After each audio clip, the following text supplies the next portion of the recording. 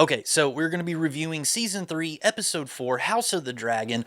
Quick spoiler warning. We're going to be getting into some spoilers, so spoiler, and let's just jump right in. So, in this episode, the coolest thing by far that happens is when Daemon meets up with his daughter, Rhaena, and then you have like this standoff between Caraxes and Sheepstealer. It's a tense moment. Nothing really crazy happens from it. But, she winds up flying away on Sheepstealer. Daemon winds up killing a sheep herder and bringing his charred skull to Rhaenyra, being like, hey, look, I killed the rider of Sheepstealer. You don't have to worry about seeking revenge anymore. I took care of it. He's doing all that to save his daughter because, I guess he just wants to protect her and look out for her, but he was trying to, I guess do a good thing for her. Anyway, that was the coolest part of the whole episode. And I don't know, man.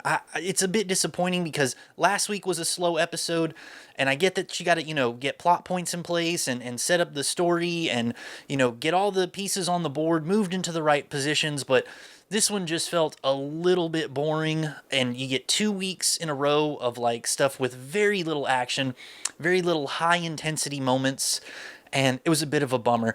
Other things were happening. You have Ormond, who's in Tumbleton. He's, with Alicent's youngest son, the prince, and, the potential heir to the throne. And you see that he's, trying to raise him. They think of him, as his father figure and mentor.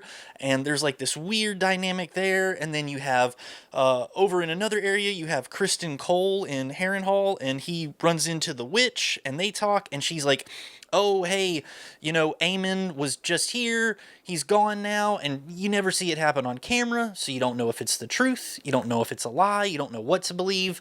I get it. Look, they're setting up things for, little plot points that are going to develop later in the season, but I don't know, man. I wanted something a little bit more action-packed, a little bit more intensity, a little bit more hype. I wanted these episodes to kind of match the intensity and the pacing and the excitement that we got from episodes 1 and 2, but you don't really get that with this, and it's a bit disappointing. I don't know. Maybe it's just me. There's some other things going on and, little story threads that are starting to build and develop, and I'm sure they will continue to develop in future episodes. But I guess we're just in a bit of a slow patch. I don't know. Let me know what you think in the comments. Did you like episode 4? What were your thoughts on it? Are you liking the show so far? Is this season, are you digging it? I don't know. I thought the first 2 episodes were great, but I don't know. Now I'm just kind of lukewarm on it.